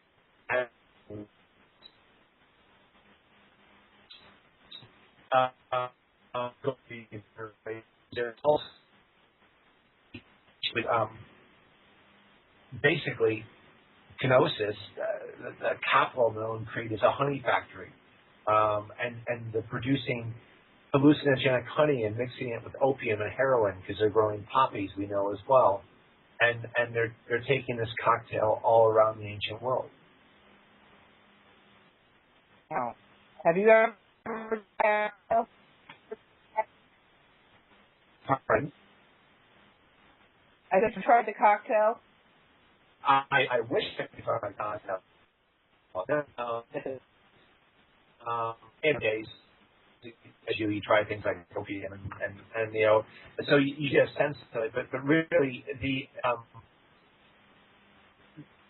evidence there that, and for us, we're just a huge part of the ancient world, and Delphi, the greatest oracle in the ancient world, is a stone that's identical with beehive, and the legend says that bees create the second temple in Delphi, and their seers are called the Delphic bees.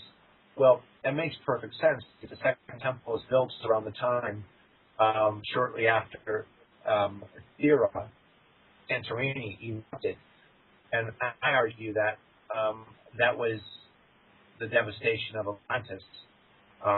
And science tells us that there's 3 successive earthquakes and tsunamis over 25 years. I say successive, over spanning around 25 years, giving people time to say, Poseidon, the earth shaker, has woken up. He's devastated our lives once before. Here it comes again. Maybe we should leave.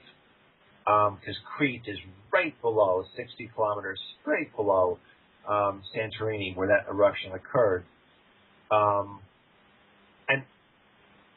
And the bees, there's so many aspects of it that are interesting.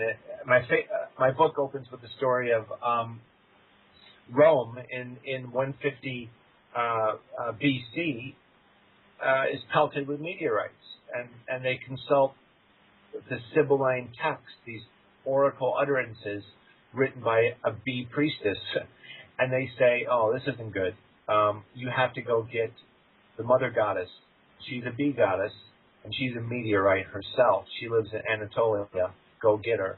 And they do. So they bring this stone, a meteorite, into to Rome, and the stone comes with its own priesthood, who dresses in yellow with these beehive sort of hats and castrate themselves just like a drone bee that has no stinger but lives to support the queen.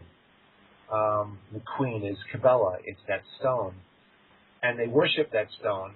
And there's a castration craze. And Rome has to ban it. Stop doing that. Eventually that stone didn't. But then a black after a while and becomes the most venerated and sadly today God today, but it's the most venerated stone in the world. And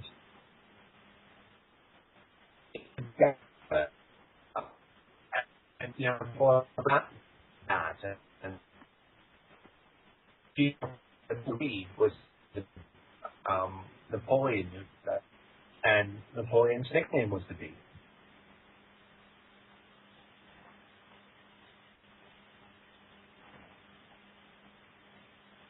Are you guys still there? Are you finished? You're not finished with your book on the bees yet, are you? Your information is not complete yet, is it? I'm trying to time. I probably won't succeed with that, but I'm trying to its release to be a documentary, couple multi-part series of Turkey and Crete and the bee veneration there. And I've done a couple National Geographic specials, so I'm in conversations with some of their people about that. But I think I may just release the book, finish it, so it needs to be finished, and then release it. But it spans all epochs. The United States, Jefferson was obsessed about the bees. There's this queer legend of the Mormons. With the Tower of Babel, which is the time of the flood, that survivors of the flood got in their boats with bees and traveled across ancient lands, i.e. Egypt, all the way to with bees, and whole western United States was called desert, which in tradition means honeybee. Andrew, it's getting so scary. I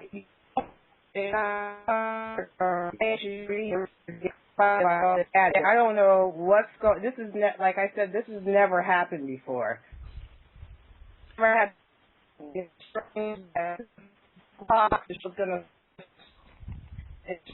Everything has went downhill since then, and I'm really immersed in your conversation, but you're breaking up so bad that it's getting lost during the end.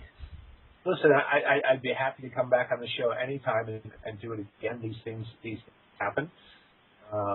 So I thank you so much, Andrew. And again, everybody, hopefully you can go to his website, which is www.andrewgough, and his information there is extensive, and I can't wait for either your book or your documentary to come out, because I feel like this is just a tease. We need to get the whole effect. Thank you very much. And I appreciate you coming, and it was very interesting talking to you, and I hope we can do it again. And I would like to apologize for all this static and interference that's going on. And I would like to apologize to the listeners, too. Let's do it again sometime when the technology is smiling on us, shall we? Oh, yes. I don't know what's wrong with today, but thank you, Andrew, and I look forward to talking to you again and hearing more of your stories, because you got me hooked, especially on the whole chateau, the Rensley Chateau. I'm very immersed in that. The chateau. Yeah, so if you could start writing more about your mysteries regarding that, too, would be interesting. Okay, that's a deal. Well, thank you. All right, you bet. Take care, guys. Take care. Bye-bye. Take care. Bye. Bye. I felt so bad. The static was horrible. Yeah, it does get that way sometimes. I just got back. Was it doing it for the whole show or just towards the end there? I was trying to adjust it by using my sound card since I pulled everybody up. It was just so, I couldn't even hear the last, and I felt bad because I thought the conversation was very good, and he was giving it back and it was very interesting. And then first the hour it shut off. I don't understand that. Well, what it is, no one was on BTR. No one was in the console. You got to be on the radio console, and someone has to be connected to BTR. That I come up through the other way. See, I don't know how to usually reset helps me. I have no idea how to do the and Retta, I got to say, I'm sorry. I totally would have been there, but it was about to rain, and we had to get Carolyn's awning up on her RV. And one of the guys that helped us get it, quote unquote, helped us get it down, got the thing jammed in place. It was just it just seemed like today there was something in the planet of the alignment that just didn't want this interview to really go. It was a mess from the beginning and to the end. But he did have some good information, and I'm glad, a lot of it came out. But it seemed like towards the end, everything was, you couldn't even understand them. And it took us 15 minutes. My internet went down exactly at 6 o'clock, too. So even if you were here, reset, my internet, I had to reset, unplug, and reset my internet exactly at 6 o'clock. It shut down. Okay. I tell you something, though. The tomb that he went to, that was a bad man that was placed in that tomb. He was buried alive. And that's why it has such a negative energy in that place. That Rosicrucian went in there and felt that energy and just zipped out as quick as possible. That was what was attached to him, was that man? Yeah. That man was executed by being wrapped up and sealed in a tomb. You should have talked about that. Just let it interrupt. For that would interrupt the flow and keep from the rest of this. Oh, but that would have been interesting. I was really, because it's so funny that these experiences he had, he just kind of wrote it off like, oh, yeah, I don't know, it just happened. And then I'm just like, well, stuff like that just doesn't happen. First, to have a Rosicrucian there, and she was there to do a ritual, and she jetted out, so that means that she might have started a ritual or did something, and she didn't like where it was going, and she took off. She didn't start a ritual there because she was only in there for less than 15 seconds. Wow. She detected the energy in the antechamber and left. Wow, because and then for him, who gets locked in a tomb? Mm-hmm. That would have been like, what the hell? See, that's the same thing. That's what I'm trying to tell you. The energy that... Wait, not even say nothing, but there's no static now. Isn't this funny how he's off, and now there's no static? That's strange. Something that Adjust your volume just a hair on your card, and it should help. What I'm saying is, no, you see how there's no static or nothing at all. Mm-hmm. You're clear. Well, what I'm going to do. You hear me, Jay? Yeah, I understand. What I'm going to do, we got on. Jay? Gal? Yeah. Can you hear us, Retta? Jay? Jay, you can hear me, right? Right, I can hear you. You there? Now, Yeah, Retta I can hear us. Turn your volume up a little, Retta. Want my volume up? Yeah. Oh wow, I didn't have no volume on. But it was just strange now how everything is clear as day, and then during the interview it was just so much trouble, and now it's like clear. It's strange. Mhm. And it stopped raining too. Mhm. I find it was raining. The storm started exactly at 6 o'clock. My internet went down, and now it's not raining. It just stopped, and it's all clear. I managed to figure out the problem and come through the radio thing and reset it up, hooked myself up, then rehooked Andrew and then hooked you up. So how did you know knowledge about this being, this person or whoever it was that was locked up in that tomb? How do I ever know things? It just comes. Wow, because it was strange when I'm reading the story, he's just writing nonchalantly, oh, well, this thing, I got locked in. I would have been freaking out. Don't you understand? The creature was the entity was inhabiting, and the locked door was the same coincidence. Oh, so locked it in? The tomb was locked up, remember? Mm-hmm. And, well, that's what the guy was. He was, the original one was sentenced to death and wrapped up in mummification, and the tomb was sealed. Wow. And then people could see this entity. And when he lost time, they locked him in. Wow.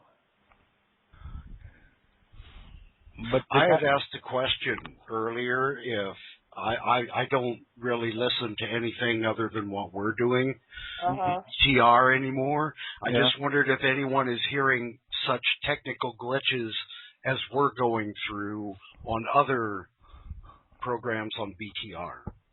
I don't know about that, but I've been having problems with Skype for the last 2 weeks. And a lot of it may be due to HARP been operated for the Chicago NATO conference and a number of things. Right. Well, I told you the Skype took my computer. My computer still needs to be fixed. Skype completely messed up my whole computer. Where to the point where Apple told me I had to get a physical drive so that they can wipe it out and start it over again. And it's crazy that Skype. I have all my Facebook people on. I do not want my Facebook people on Skype. So people are texting me via Facebook, and I'm thinking it's coming up in the Skype, and I'm thinking I'm Skyping. I'm like, Andrew, I had two different Skype names and accounts for him because one was the Facebook, which is logged on now to my Skype, and one's his actual Skype. Mm-hmm. So I had to figure out which one is his actual Skype. Mm-hmm. I don't know what's going on. But it seemed strange. At 6 o'clock, the storm hit out of nowhere, and my internet was... So even if you were there, Reset, my internet was gone, and even my phone, I couldn't even... I think you tried to call me, Jay, and I couldn't even hear you. Right. I couldn't hear Jay at all. He called me, and I'm like, Jay, I can't hear you. Yeah, I got the ability to call phones. Both ends were cutting out on my end really bad. And then they would sort of, I don't even know how to describe it, as if the audio were tracking over the top of what was, I don't know, it was very odd. It was very strange. I don't understand that issue. And it seemed like when he was talking about certain things, that's why it was strange. When he was talking That's about why I'm certain curious things. as to whether other independent broadcasters on BTR are experiencing the same thing. Yeah, I wondered myself that too, Swami. I mean, I just hadn't had the chance to go in and check it out yet. Yeah, because it seemed like as soon as he was really talking about the Howard Hughes, these portals, and Patricia Chapman, when he was really getting into some things, it just cut out. Well, I will tell you quite honestly, I've experienced when I have students who reach a certain level and we try to talk on the phone, it just cuts out and dies, and it just becomes kind of funny, you know. Well, Jay does. I mean, even Jay has that happen to him a lot too. Yeah, well, the technology can't handle the Shakti. yeah, it can't. When the frequency goes to above a certain level, you have all kinds of anomalies. And what's strange to me too is that he's like awful naive about some of these experiences he happens, because he didn't really get into it, but when he was learning about that Chateau Le Reims, or whatever it's called, Le Reims Chateau, a lot of strange things. Somebody tried to run him off the road, and he talks about it like, it just happens. Yeah, like that happens every Thursday. Yes, it's just even like him getting trapped into a tomb. To me, that would be like, really, what the hell? And he just talks like it. And then when I brought it in, because he didn't talk about that, and I was just like, well, when you did the interview with Patricia, it was very nonchalant, like, I was a 15-year-old teenager, and I was just gallivanting, and I just happened to meet this guy who happens to be one of the people in the secret society, one of the head people that is in charge of the information of the Holy Grail, and your husband is Charlie Chaplin's son, which Charlie Chaplin was deep into the esoteric and magic. So I'm sure the son was too, and how you married one and the other one was your lover for 50 years. Well, what's your intuition say, Rita? My intuition, that's what I told him. I said, my intuition is telling me that there's a lot more to the story. That just doesn't happen, by chance. To me, I felt like she's either part of this elite bloodline, which he tried to say bloodlines don't make bloodline is a big there it goes again. For real? Yes. To the elite, these bloodlines are very, very important.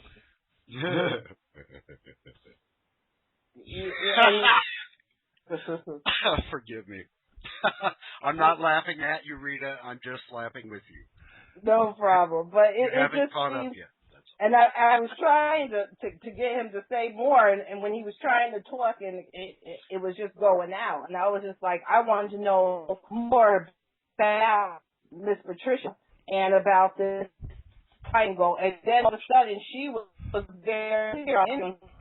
It's a secret society. It's a private society that we only extend our hand. You don't just join. You have to join. And all of a sudden she's part of this society, and they're holding these secrets. And I'm like, about these portals. And I was talking to Jay, and I didn't even realize. I was like, if you are such a human spirit, why do you need a physical portal? But when Jay explained it to me, because when you're outside your body and you're in the astral plane, you can forget what's there when you're coming back in. But I guess when you go to these portals, you retain your memory. And it was interesting that she said that someone had to bring you in there and bring you back. Somebody met you when you were there. I just found it. And he said that she wouldn't let him do these portals. My wife had a coworker who told her that she went to high school with a young man who was just a math genius, and he was recruited by the government, and she hadn't seen him in years. She ran into him and asked what he was up to, and he said, well, if I told you, you wouldn't believe me. Well, you heard what she, all of a sudden, and he tells her he works, he says, you've seen Star Trek, right? And she says, yeah. He says, we can move people like that. Yeah, and like how he said, well, Patricia was just happened to be interviewed by NASA and by the government in regards to portals. That just doesn't happen to people. Well, see, Metawalk, they had problems. They let some creatures in up there in the state of New York at an old what used to be a military base. Talking about Montauk? Yeah, Montauk. And which is surrounded by water, coincidentally, though. You know, the Long Island Montauk is surrounded by water. Mm-hmm. Which is very interesting because I believe the life force of the water. All kinds of sending children through doing time travel. Well, not to say anything, but like I've said, I believe my mother was part of all that, but I haven't really got into it. But those was opening portals, and with her talking about these different portals, it was interesting, and him, and like how in order for these people to work with him, they needed to see his astrological chart. They had to do an astrological chart and then decide if he was worthy enough for them to allow in. I think he knows a lot more too, because he's very, like, I can't believe he's that naive about certain things. What do you think?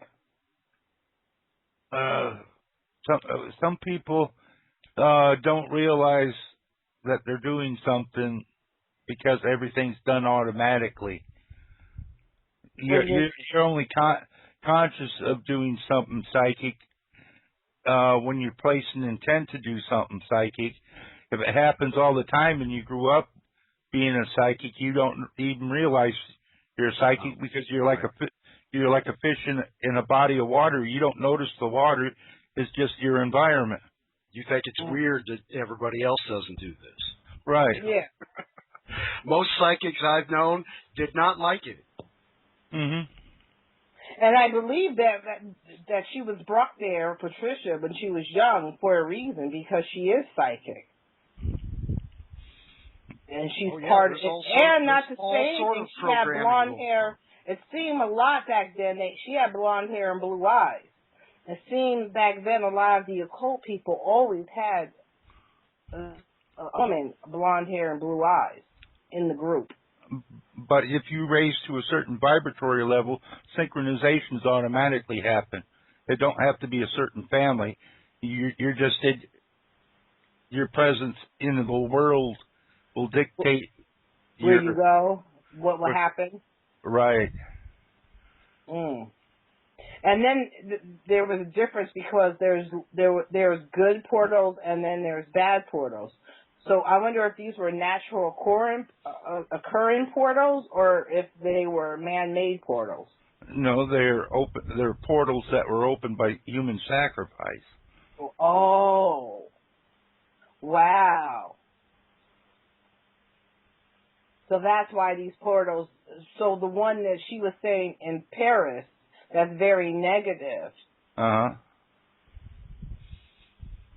Usually sacrificing babies and stuff like that. And it's weird because you see there's a picture of the one in London. And her, I believe him and her sitting, and it's in the middle of this well-known park or something. And she's sitting on the bench, and I guess in between the hedges, that's the portal. Mm-hmm. And that somebody has to open it for you. And she said that they have to be an initiate in these rituals. She said she tried to open it herself one day, and she couldn't do it. And she said something about frequency. She said there's certain things. She said F sharp. She said certain musicians were into this. A lot of these brilliant, like, violinists and stuff were into these secret societies that the music was like the code to get into these portals. Exactly. It's all about vibrational frequency. Yeah. You can do it. What's recommended is that you start toning all the sonic frequencies internally. That way you can develop the intent to open any portal just by your intent and using a internalized sound tone. I found that I just was like, I couldn't believe how, you know, all these things that he's into, and he just was like, he's very like nonchalant about, even about him coming in to know about the bee, about how all of a sudden this lady said she would work with him. Next thing you know, they happened to see a bee, and that was their path. And it's just, I don't know, it was just really strange, you know, to me. And it was good to, you know, it was good to talk to him. He was like, yeah, you did get into my site. I was like, yeah, I got into it. I was reading some of the stuff. I didn't get into everything, but the sound was going bad, and I just was like, it's no point of having to keep going on because nothing's coming through. But he said he never entered a portal. Do you think he entered? I think he might have. Do you think so? No, but he does have immense lot of synchronistic things happen to him. But he may not be conscious of it, but others around him are. Like the lady, she noticed the synchronicity of the subject they were talking about and the bee. Yeah, it's just like he said how he's on the bus and that's how, it was a story how he learned how the Ankh was an anchor. It's just that he happened to see a woman in the grocery store, and he looked at her shirt, and he said, oh, that's a nice Ankh. And she just looked at him like she was crazy. And then they started talking about the Ankh. And then next thing you know, she's like, no, this is an anchor. And then to him it was like a light bulb that went off his head. The Ankh is an anchor because of the Nile River. You need the anchor to be the king of the river, you know, and that the Egyptians used to keep the two Ankhs buried with the two Ankhs means that they were grounded, or something, which I found interesting. I think he does have a lot of synchronicities happen to him. He must be on the magical path. And even I think Freeman talked about how he was on this magical path of it seemed like the tarot cards was coming in to life for him. And I see that with Andrew, he doesn't even realize. But yeah, it's the fish water analogy. He's just used to it, and so he's not really consciously aware of it, even though it protrudes through his consciousness. Well, it was nice. He had an early morning flight. He's going to Russia. I guess he was leaving in just a couple of hours, so it was nice. You know, I thought it was a pretty good. It was my first interview. I thought it was all right. If we wouldn't have had the technical stuff, I wonder if that'll be on every copy. You know, I mean, we won't have as much on my copy because I got a Skype recorder and I'm recording it, and I'll send it to Retta, and she can send it to the rest that want it. Because I guess while he was on, I guess nobody. He said people were chatting to him saying that he was off. I don't know. But did I have to physically be in the Blog Talk thing? See, I've never hosted. Oh, well, see, we're still hooked to the BTR host, and it's still recording. So even if there may be some sort of disconnection to the page site where they weren't getting it correct, but it could be recording it correctly. But it might not be. If it ain't, there's no worry because I automatically have it recorded on the Skype recorder. Yeah, but it would have been excellent had we not had all these mishaps. But I thought he's a pretty good, you know, his knowledge is a little, you know, he knows a little bit about everything, and it's pretty extensive. I just really. It's just how easily it flows, and even in his writing, it just flows. And I was just amazed by all these incredible things happening, and he doesn't. It's like, oh well, yeah, I almost died, but hey, you know, where everybody else would have been like, holy shit. So see that the one reason those bad portals exist is because they open them so bad creatures can come through. Bad creatures aren't anchored to the earth, so they don't have the power to open them. Oh, and see, that's one of the things I was saying. He was talking about President Obama, and it just innocently, I'm just like, you know, he's just not, you know, the way he was having this really, you know, like, it was a beautiful thing. And I'm like, yeah, hindsight, you know, when I was in the dark, it was a beautiful thing. But then I realized there was a reason, and it was a magical reason why they put him in office when he did. Mm-hmm. And when he got elected, portals, you could even see the portals in the sky that were open. If you look at some of the pictures, you see the portals. Mm-hmm. And the magicians use that energy. You know, even though he's a puppet, there was a reason why they chose this puppet at this time instead of Hillary Clinton, who, as I learned, is more, you know, she's really, really into the occult. Oh, I've seen a picture of Hillary with a flag, and this was at it. I don't know how they pulled this off, but the flag, the stars were all upside down. Oh shit! Well, I mean, when I read that book, Transformation, I was like, really. It really put me in a different set because I was one of these, like I said, I just woke up one day from being asleep. And I was a nurse working 108 hours a week. I thought Hillary was the best thing since sliced bread. Mm-hmm. And even when Obama came out, I'm like, who the hell is he? I never heard of him. I was so, Hillary all the way. And then when I woke up, I realized that, damn, there's a lot of craziness going out here. Everything is not what it seems. It's like your whole paradigm is upside down, like things that you would have never thought is actually the reality of stuff. It's just amazing how just in a short period of time, even within myself and my awakening process, so I know it must be speeding up in others too, because just in a short period of time, I've been from densely asleep to widely awake, and now have the urge to teach or help others, you know, that are on this same path as me with the Astral, to continue to do that and to work through it.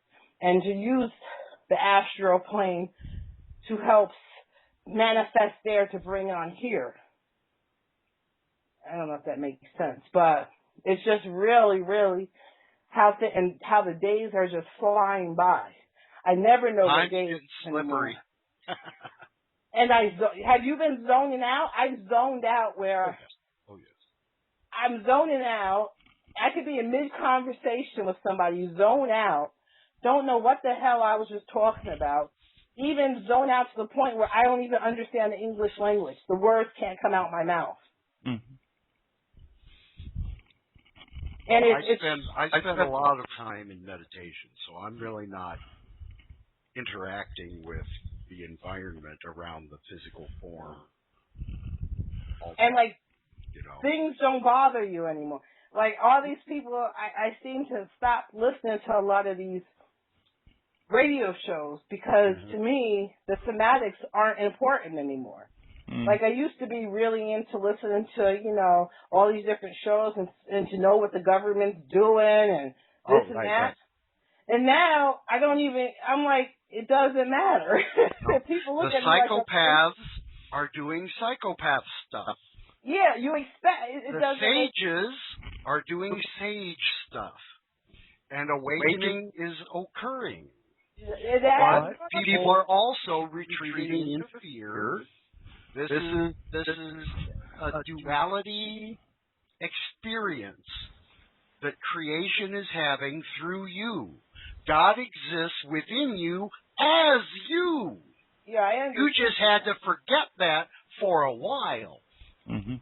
Now you're waking up to it, and all the various infinite and eternal ways the play can manifest within consciousness. Because you'll come to the point where you sit there and you just see it. You're observing, and that's it.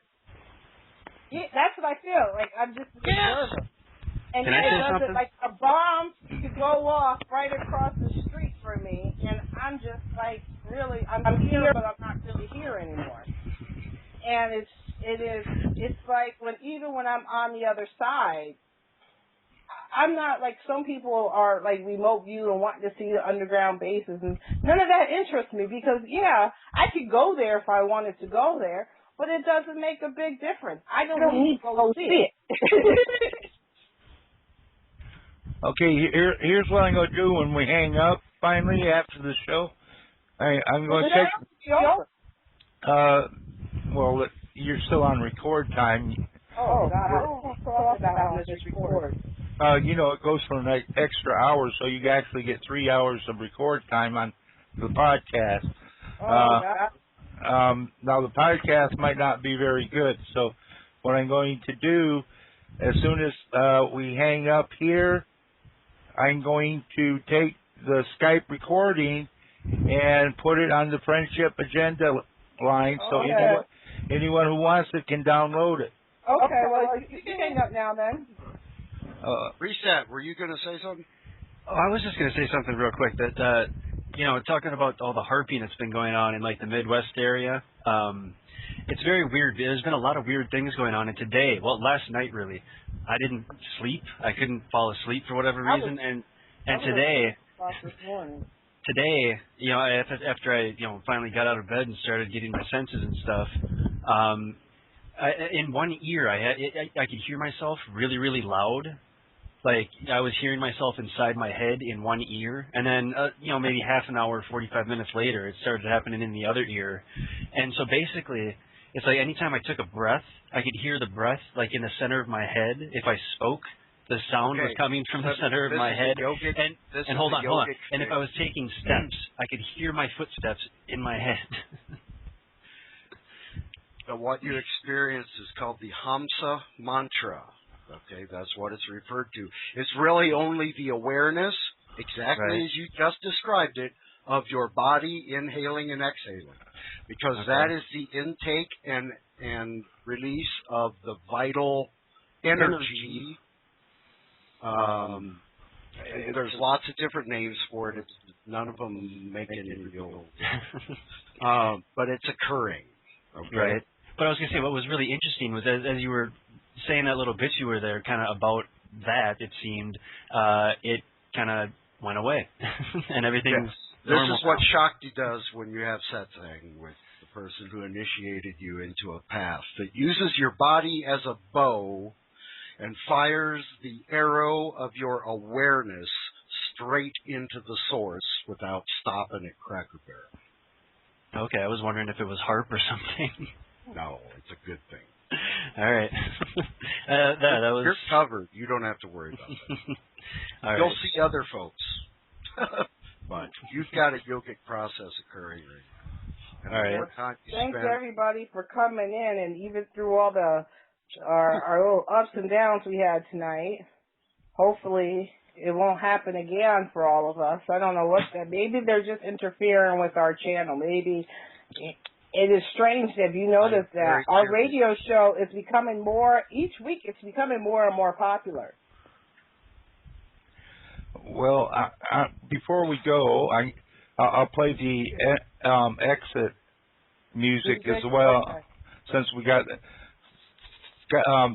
the PTR still recording, and that way we'll have it on the end of the show, even on mine. All right, thanks, babe. Okay. I'm gonna hang up. Okay.